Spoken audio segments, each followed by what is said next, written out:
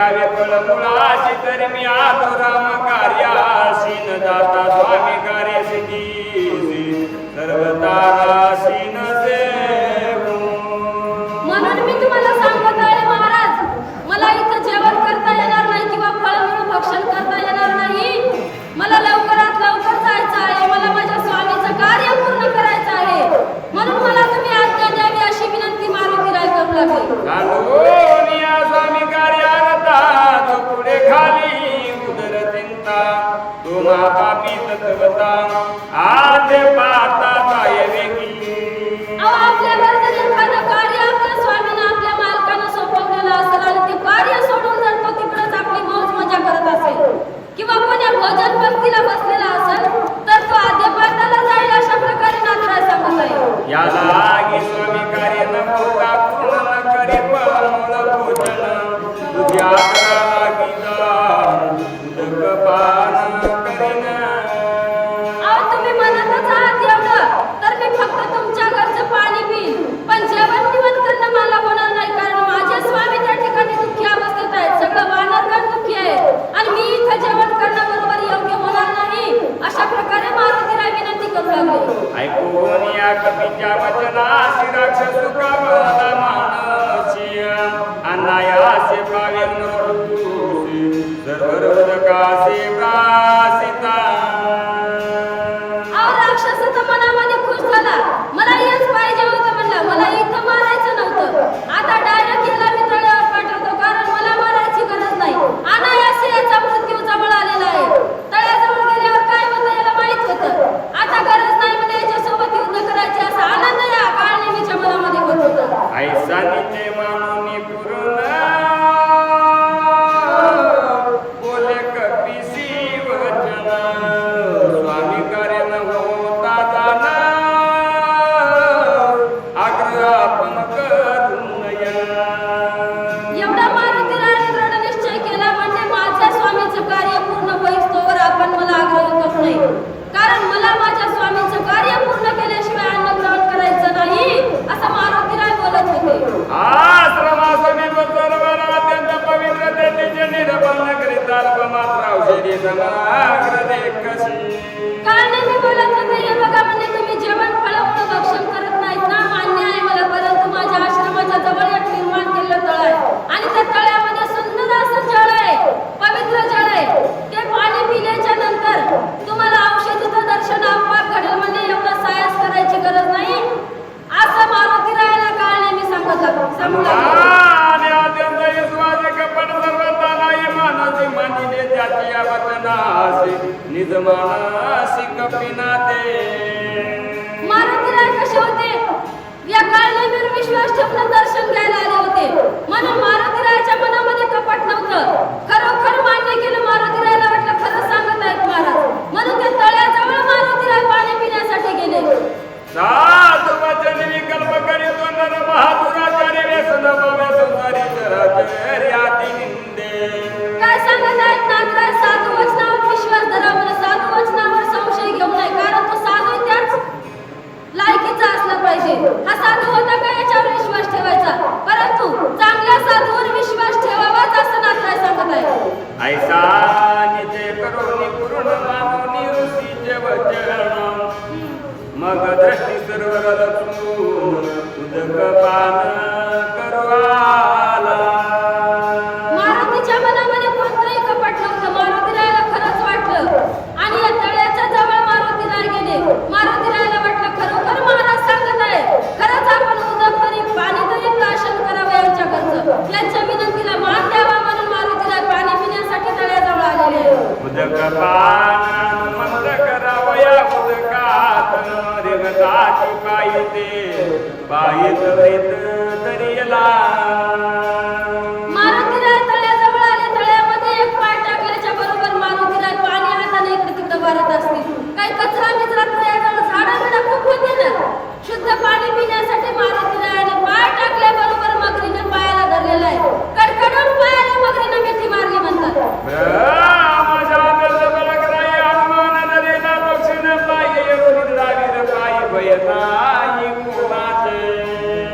मारुतीरायाच्या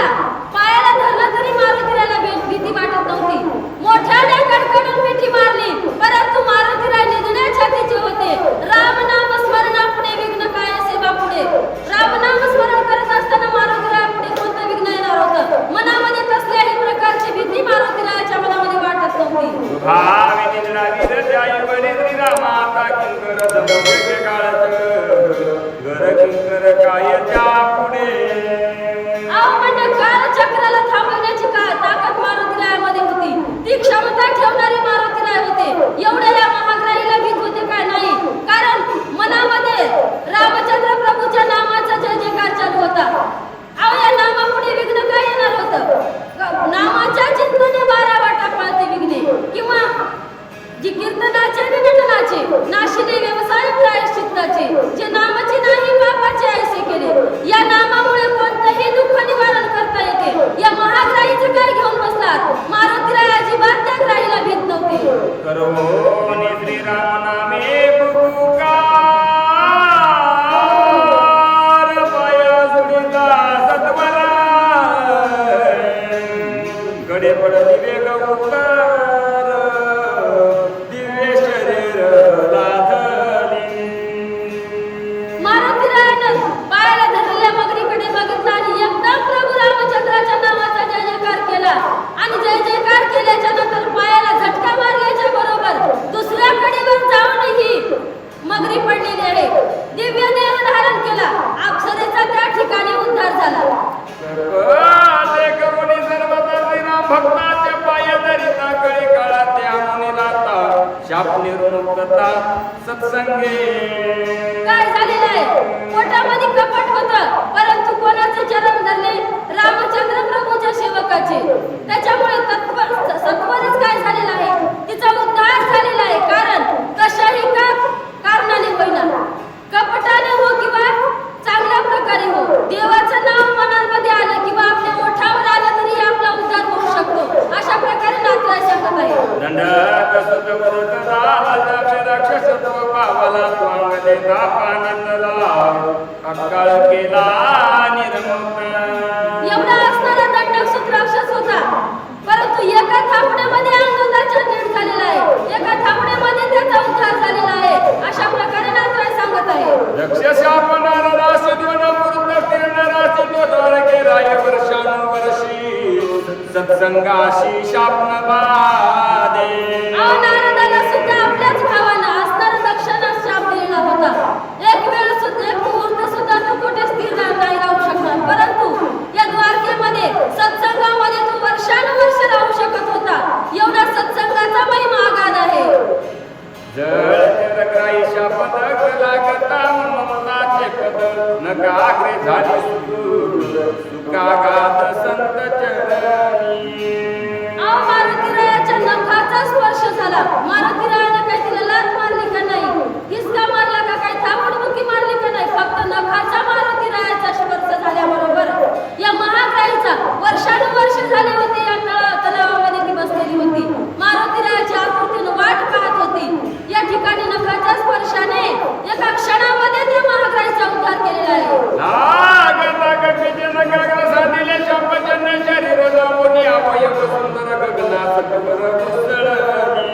नुसता नखाचा स्पर्श झाल्याबरोबर पहिल्या पूर्ववत जशी अप्सरा होती तशा प्रकारे तिचं दिव्य शरीर तिला प्राप्त झालेलं आहे.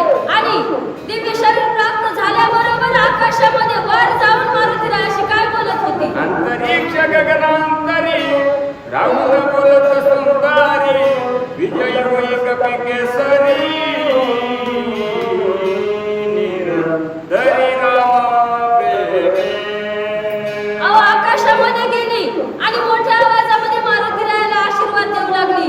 मारुतीराया, नित्य निरंतर तुमचा विजय होईल, कधीही तुम्हाला अपजय मिळणार नाही, असा आशीर्वाद अप्सरा गगनामधून मारुतीरायाला देत होती. कर जोडून या वंदन करून विनवी हनुमान मी विद्युत मालनी अपराधान स्वर्गभूषण स्वर्गीचे.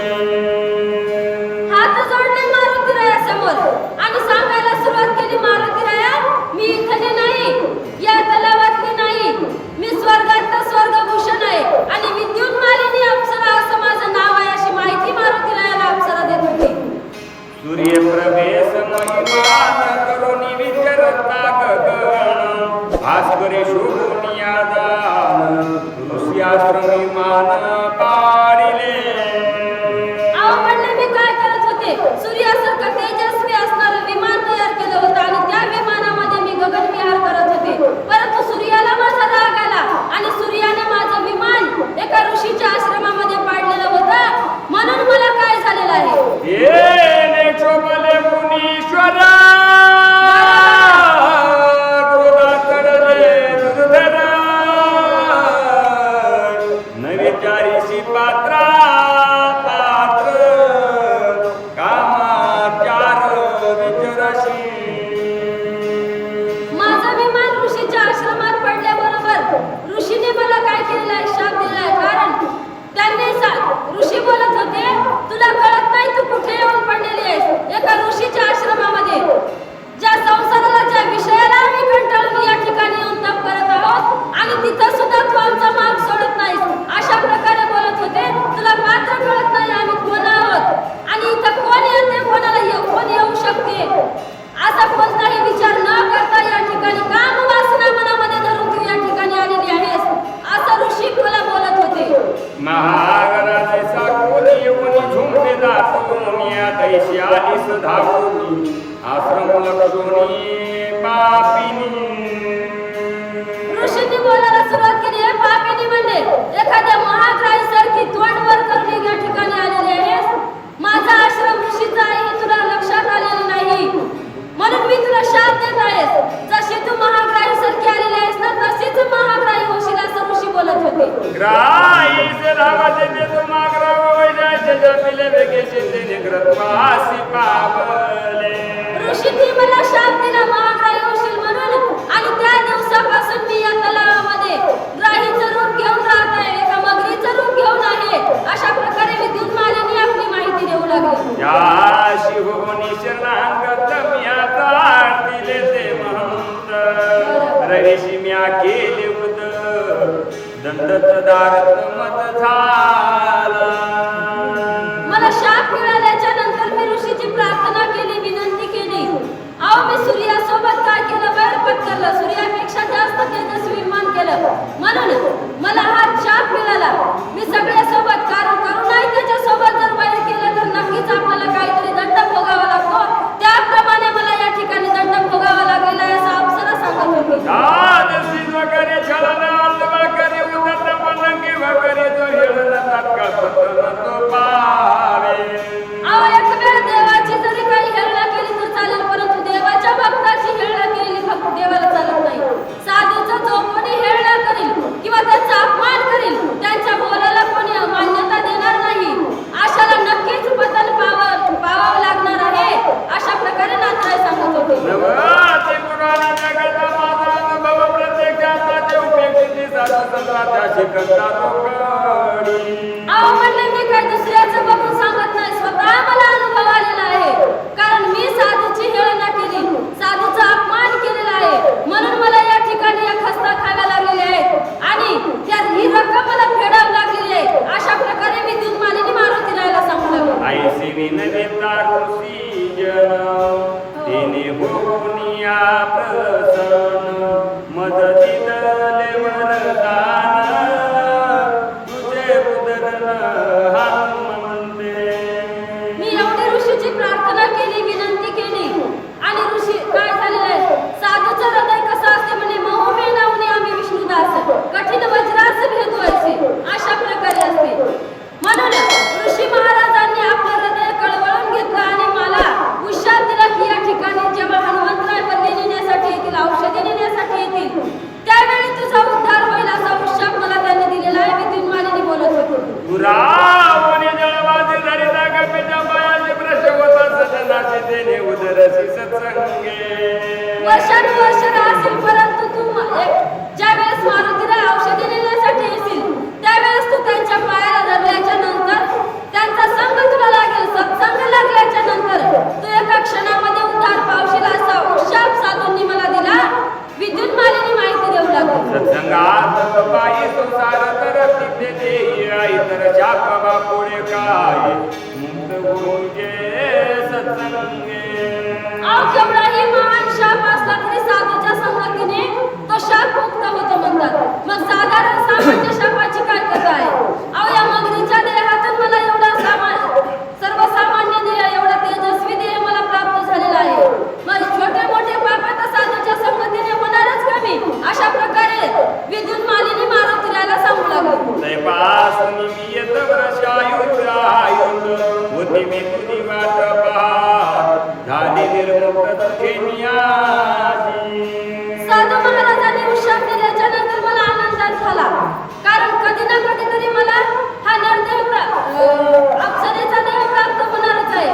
आनंदाने या ठिकाणी राहिले, परंतु खूप दिवसापासून आयुत वर्ष गेली, म्हणजे कमी वर्ष गेली नाही, युगाने युग लोटले या ठिकाणी मी तुमची वाट पाहत होते. अशा प्रकारे मी दुर्मानीने बोलू लागले. जग मंडळावत मज नाही गजवत म्हणून गळी गळात आणून स्वरूपता पावले. म्हणजे साधूची संगती झाली, साधूच्या नखाचा स्पर्श मला झाला म्हणून कळी काळाला लाथ मारली आणि मला हा माझा पूर्ववत देह प्राप्त झालेला आहे असं मी दुर्मानीने बोलत होती. आपुलेने जग पाहिन पाहे सद्गुरु पायी ते मी नादले सर्वई झाले उतराई पवत्रमा. म्हणजे मी सद्गुरूला शरण गेली, मी त्या महाराजाला शरण गेले म्हणून हे उत्तराई म्हणून मला त्यांनी उशाप दिला आणि या उशापामुळे तुमच्या संगतीमुळे एका साधूच्या संगतीमुळे मला पूर्ववत देह प्राप्त झालेला आहे. अशा प्रकारे मी दुर्मानीने बोलत होते. सद्गुरूची किती आयसी सोया भवने त्या सुखासी तेचे पावेशे शासी नुन्याधिकासी न करो. सद्गुरूची प्रतिज्ञा तशी असते म्हणतात, जसं आपण आहोत तशाच प्रकारे आपल्या शिष्याला सुद्धा करून सोडतात. एवढे सद्गुरू उदार अंतःकरणाचे संत मायबाबा आहेत. अशा प्रकारे मी दुर्मानीने बोलत होते. विद्याच्या समजवेद पुत्र स्वामी अंगीकारित त्याचे सद्गुरू कसमतसेचे अकलित भावारते. ज्या प्रकारे म्हणजे बाबाची इस्टेट मुलाच्या नावावर करावं लागत नाही की आपोआप सरकार मान्यता होऊन येते, तशा प्रकारे गुरुची इस्टेट, गुरुची साधना, परंतु गुरुची काया वाचा मनानं जर सेवा केली ना तर गुरु सारखी पदवी शिष्याला मिळू शकते असं नाथराय सांगत आहे. अजात पक्षाची जाती पायी दिने मापुली मातृने काही मुख बसवून सर्वही ग्रास काही जे.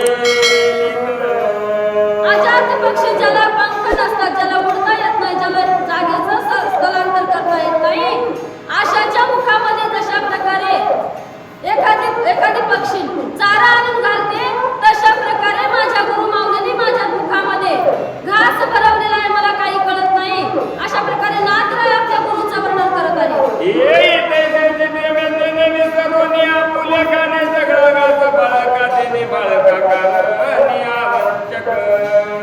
तशी माझी जनार्दन माऊली आहे, आपल्या पोटच्या लेकराला देणार नाही, परंतु शिष्याला सगळं काही ज्ञान देते.